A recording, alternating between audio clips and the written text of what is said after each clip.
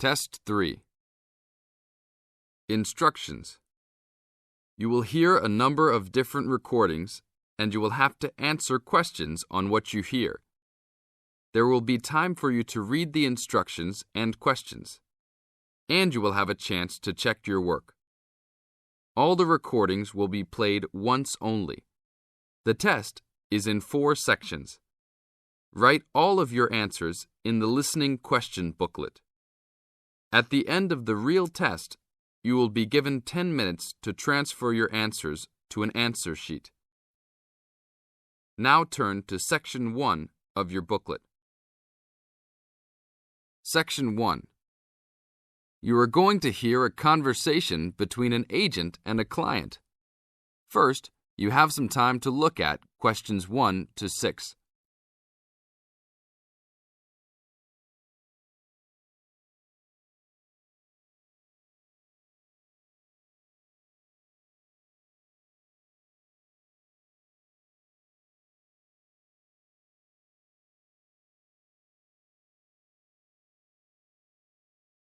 Now listen to the tape and answer the questions. Hello? Hi, good morning. Are you open yet? Yes, we are. Come in. Would you like to rent an apartment in the city? Well, kind of. I'd rather rent one near the harbor if possible. Oh, okay. Do you like the water? Yes, I do, but I actually repair sailboats for a living, so I'd like to be close to work. That's understandable. We all want to live close to work. Well, I think I have something near there. How many rooms would you like? Just one. I'm alone. But I would like to have an extra room for my dog. So you'd like 2 rooms and an apartment that accepts animals. Here's one. It's 1 block up from the harbor and renting for $445. How's that? That's perfect. Just what I was hoping to pay. What floor is it on? Floor? Oh, it's on the 12th floor. That's too high. I'd like to be on the 1st or 2nd floor so that I don't have to use the elevator. My dog, he's scared of them. Oh, well then, that's a little more complicated. Let me make a few calls. Okay, I think I found a couple more for you. Here's one that might suit your needs. How much? $395 a month. That's cheap. But it's only a 1-bedroom, a large one, but it's still just 1 room. Oh, well, regardless of whether the room is small, I still need a separate room for my dog. What else do you have? Then I have a 2-bedroom for $565 on the 2nd floor that is a little further away from the harbor. How far? About a half mile, and they accept pets. That's a little more than I had planned on paying, but I guess I could look at it. What's the address?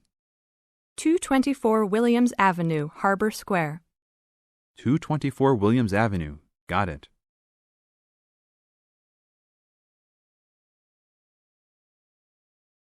Now look at questions 7 to 10.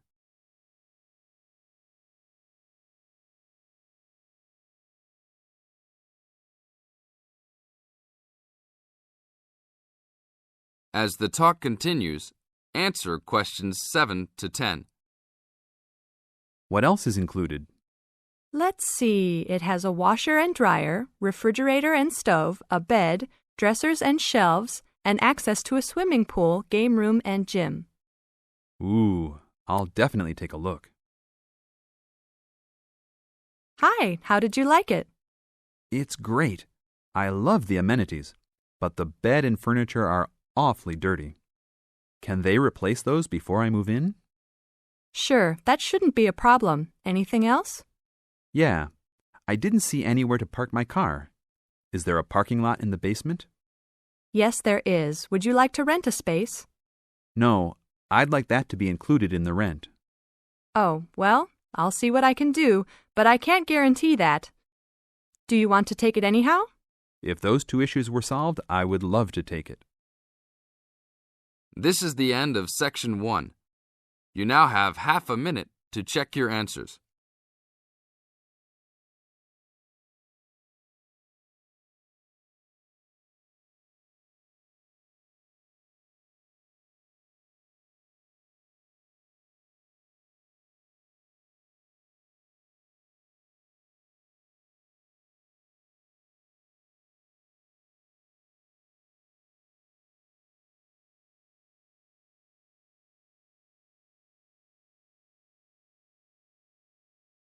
Now turn to Section 2.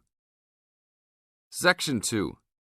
In this section, you are going to hear a talk on ginseng. First, you have some time to look at questions 11 to 14.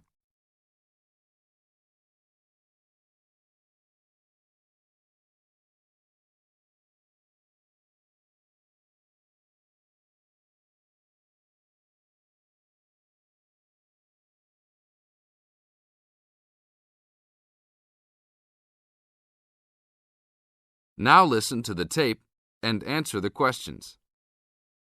Good morning. Today we'd like to talk with Mr. Schumacher of Kaiser Farms. Mr. Schumacher, what is in ginseng that makes it so special? Thanks. The key elements in ginseng are the active ingredients known as ginsenosides. All true ginseng products on the market contain a certain percentage of ginsenosides, and a number of factors determine how much. The age of Wisconsin ginseng when harvested plays a major role in determining the natural level of ginsenosides. Tests have shown that the older the plant, the higher the ginsenoside content. 5-year-old Wisconsin ginseng plants have had ginsenoside levels as high as 20%. As a family operation, one of our strategies in producing the highest quality product available is to only harvest 4- and 5-year-old roots. The majority of Wisconsin ginseng harvested is 3 years old. The reason for this is that the expenses to care for and the possibility of disease increase as the plants become older. By limiting the amount of ginseng that we plant each year, we are able to provide the necessary attention and care to produce the highest quality 4- and 5-year-old roots.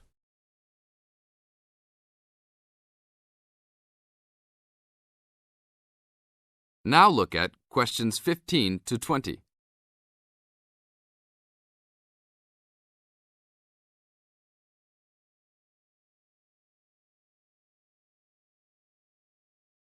As the talk continues, answer questions 15 to 20.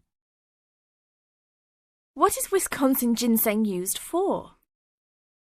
There are 2 real species of ginseng on the market today: Panax, Korean or Chinese, and Panax quinquefolius, Wisconsin.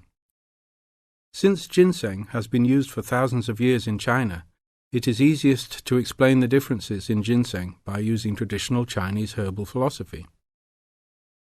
Wisconsin ginseng is considered a cooling type herb, and Korean or Chinese ginseng are considered heating type herbs. As a cooling herb, Wisconsin ginseng is used as a preventative medicine. Here in the United States, Wisconsin ginseng is considered an adaptogen. As an adaptogen, Wisconsin ginseng acts to normalize body functions and strengthen the immune system and other systems in the body. Over a longer period of time, it builds up energy and maintains the body at a higher level, acting to reduce stress and fatigue. As a heating herb, Panax ginseng is used more as a stimulant and is often prescribed in China when the body is recovering from an illness and is worn down and in need of a rapid boost of energy. It is only recommended to be taken over short periods of time and not continuously. Wisconsin ginseng is considered the premier ginseng in China because it can be taken on a continuous basis and acts as a preventative type medicine by slowly building up the body. Wisconsin ginseng fits in perfectly with the Chinese herbal philosophy of preventative type medicine. Unlike here in the US, where we often wait until we are ill to seek medical attention, the traditional Chinese medicinal philosophy concentrates on building up the body to prevent illness. Based on the way Wisconsin ginseng has been prescribed in China, it is the correct ginseng to be taken for the majority of the consumers. Travel to China and see firsthand the ginseng that is considered the world's finest ginseng. This is the end of Section 2. You now have half a minute to check your answers.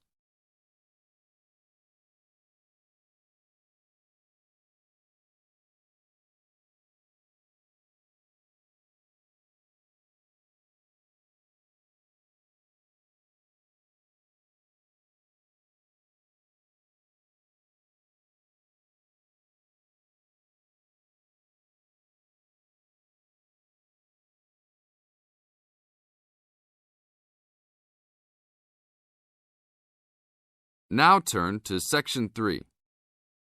Section 3. In this section, you are going to hear a conversation on animal protection. First, you have some time to look at questions 21 to 25.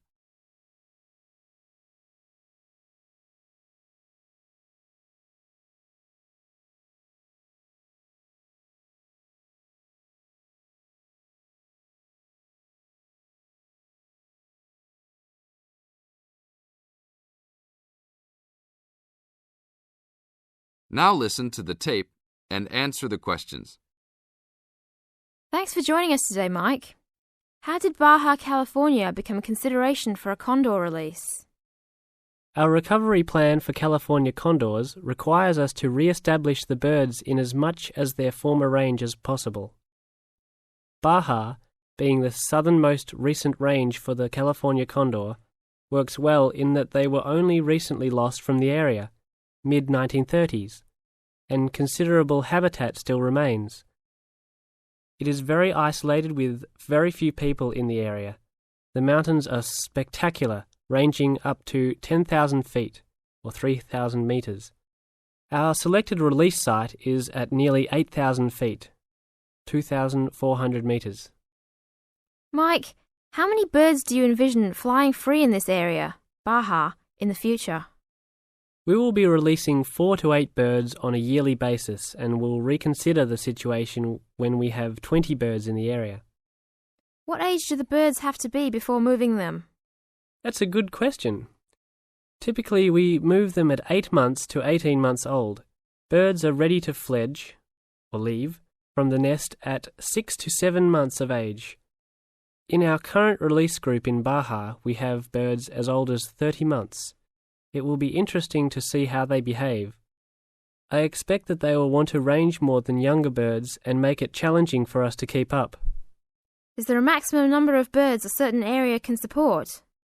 Yes, it's called the carrying capacity for any area, for any species.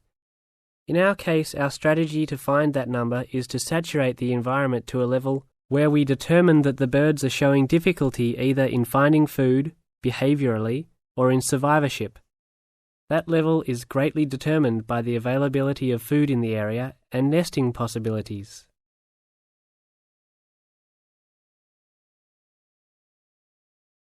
Now look at questions 26 to 30.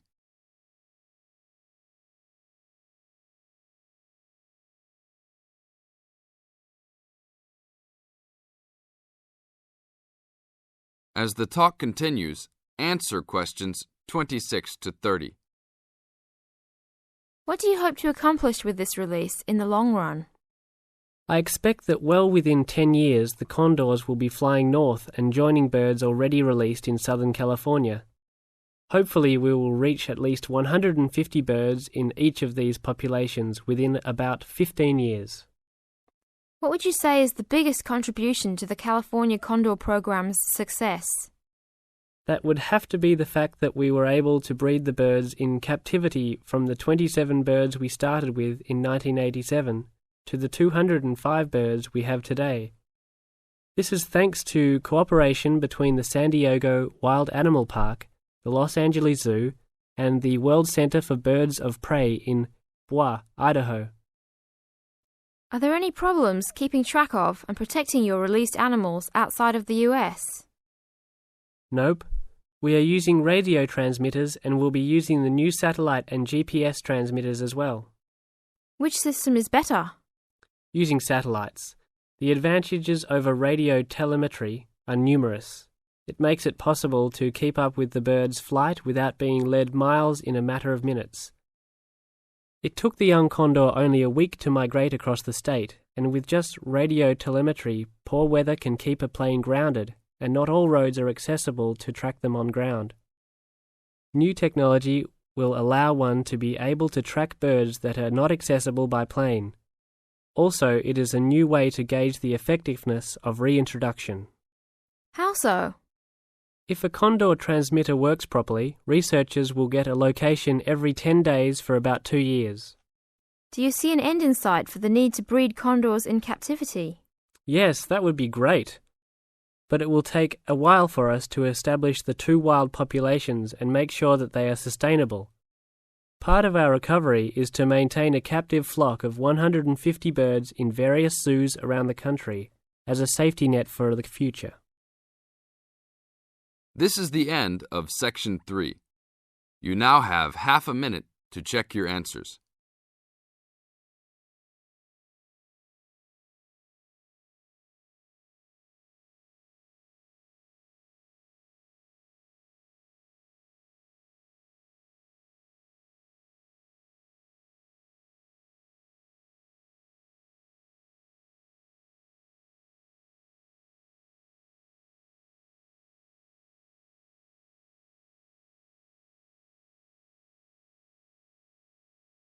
Now turn to Section 4. Section 4. In this section, you are going to hear a lecture on ecology.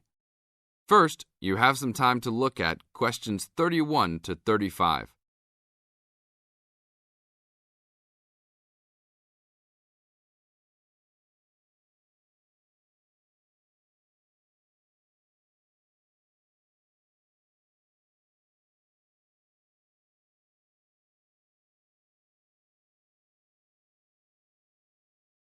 Now listen to the tape and answer the questions.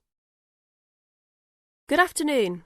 I'd like to turn it over to Dr. Carey, who will talk about the programme in restoration ecology. Thanks, Chris. A lot of people think that human beings can do whatever they want to the environment.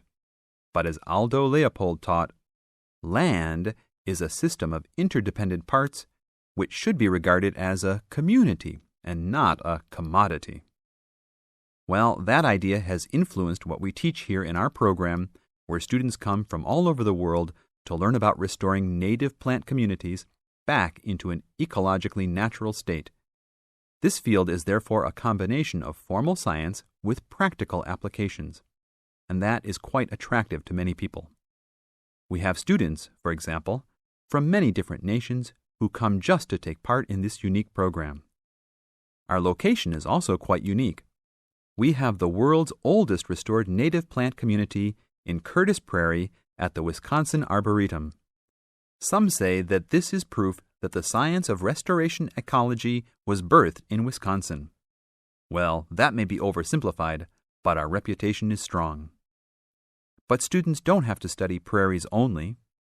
One student, Edmund Mukala from the Congo, came to study restoring ancient wetlands in the Congo using knowledge gained from historic samples of the soil seed bank. Not all the seeds survived, but some can remain dormant for many years. Mr. Mukala wanted to find out what type of community would be most similar to that ancient seed bank. He has recently returned to the Congo and is now cooperating with the government to implement his findings.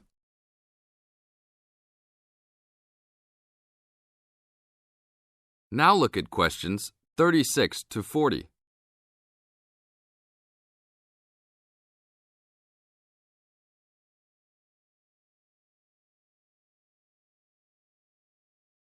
As the talk continues, answer questions 36 to 40. So the only prerequisite for doing research here is that it is a native plant community. That means not just prairies, but wetlands, woodlands, savannas, and other environments. We're proud of the diversity of research topics in our program. And we continue to grow. This year we have 32 new students from 8 different countries. When students first arrive, they begin rigid coursework in statistics, ecology, plant identification, and the theory of landscape change. Then they take part in internships at local conservation agencies such as the Arboretum, the Nature Conservancy, the Parks Department, and others. We find internships to be crucial in helping students apply the knowledge they have gained in the classroom. And we're proud to say that, since the beginning, we have graduated 277 students with master degrees from our programs and 122 students with PhDs.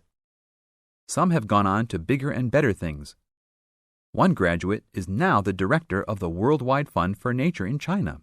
Another is the director of Parks Development in California. and others now lead their own research departments in universities around the world. This is the end of Section 4. You now have 30 seconds to check your answers.